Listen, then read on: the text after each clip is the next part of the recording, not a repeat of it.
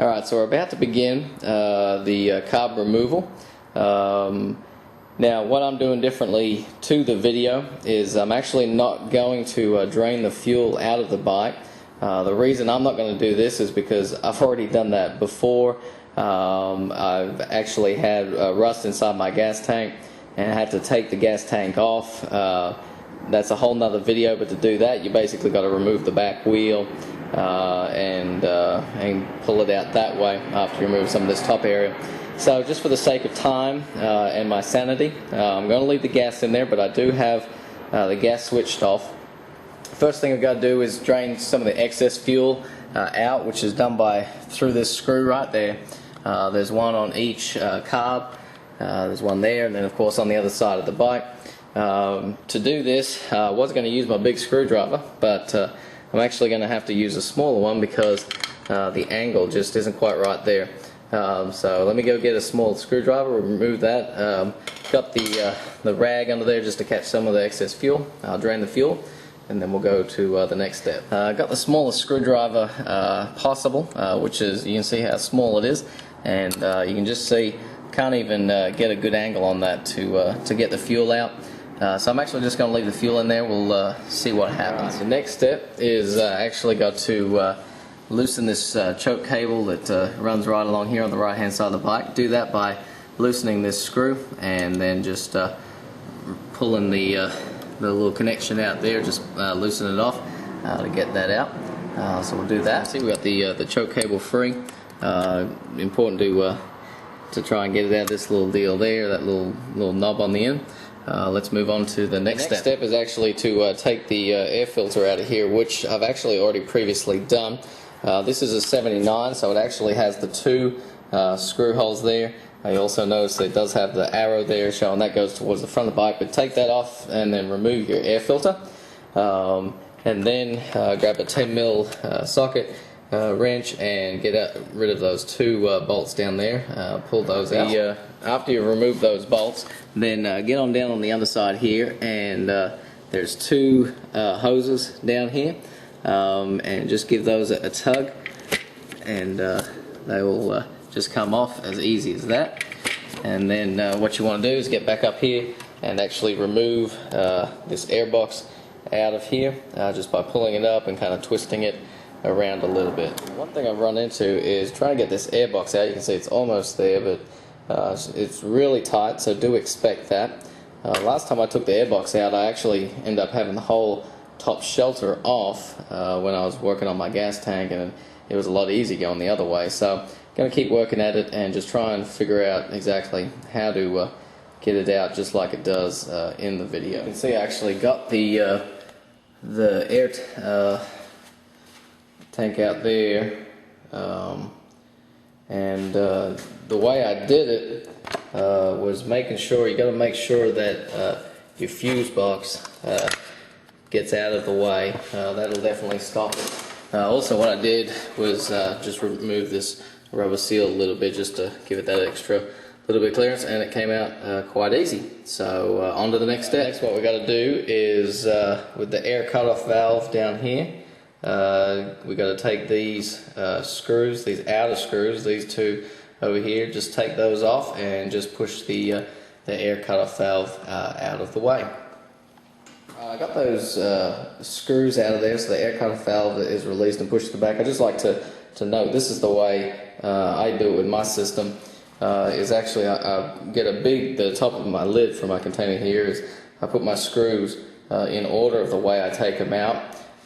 Just makes it a little bit easier for me for a lot of things like that. Just keeping it easier, make it putting the bike back together a little bit less comprehensive for me. All right, then on the left hand side, sorry, we have to loosen this big old guy in here.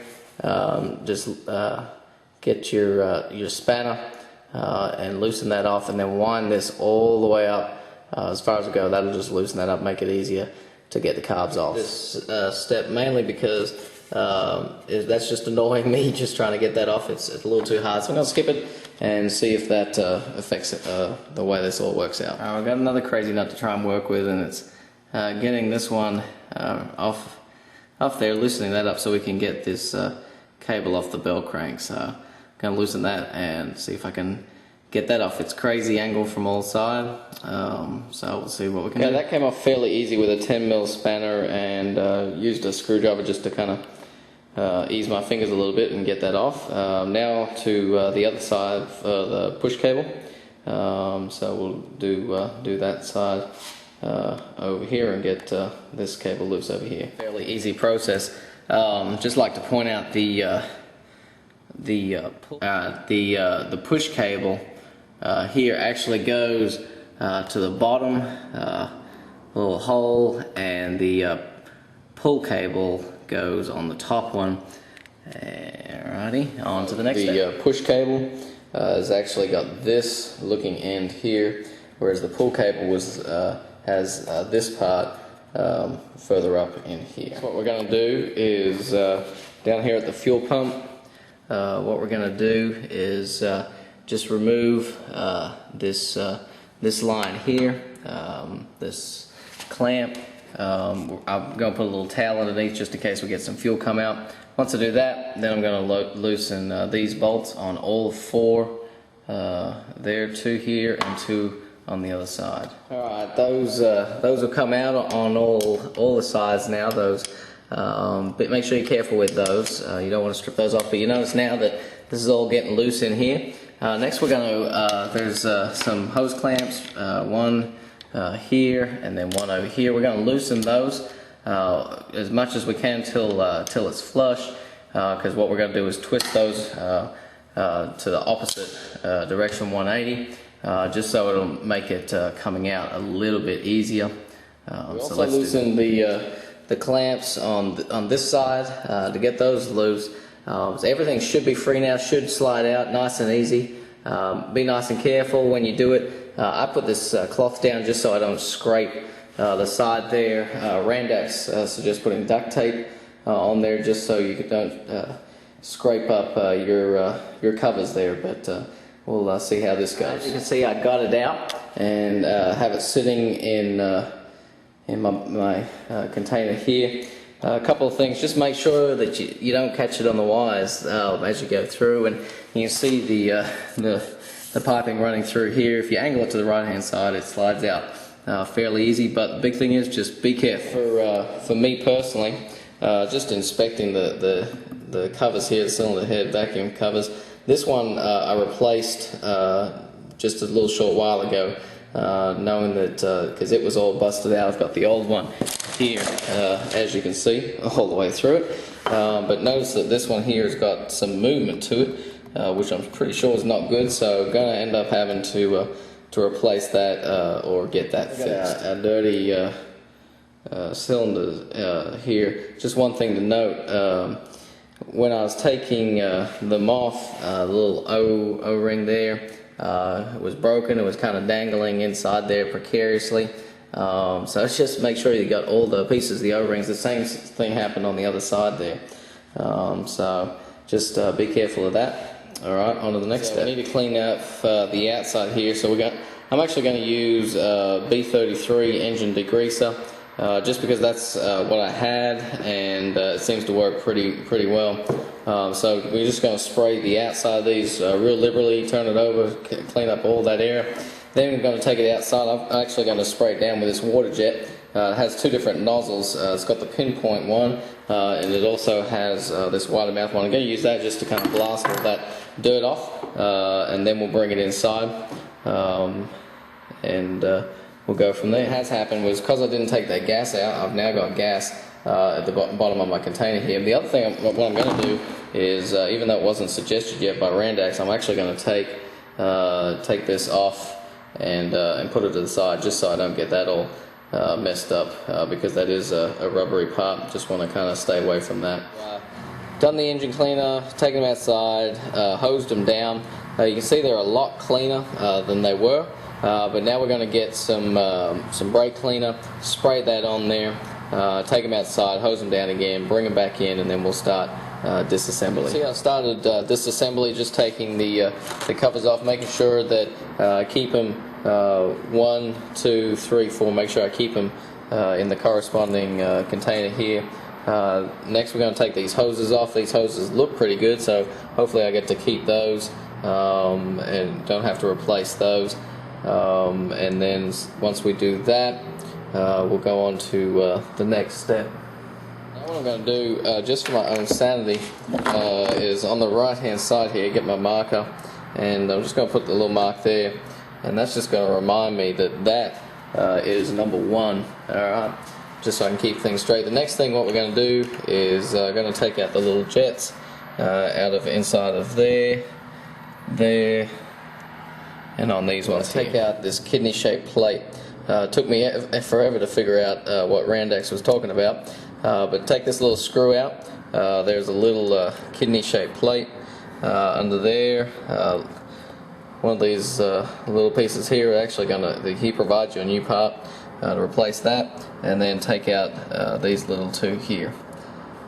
Now, just for note, the little guys that I took out of these things here, they have 130 written on them.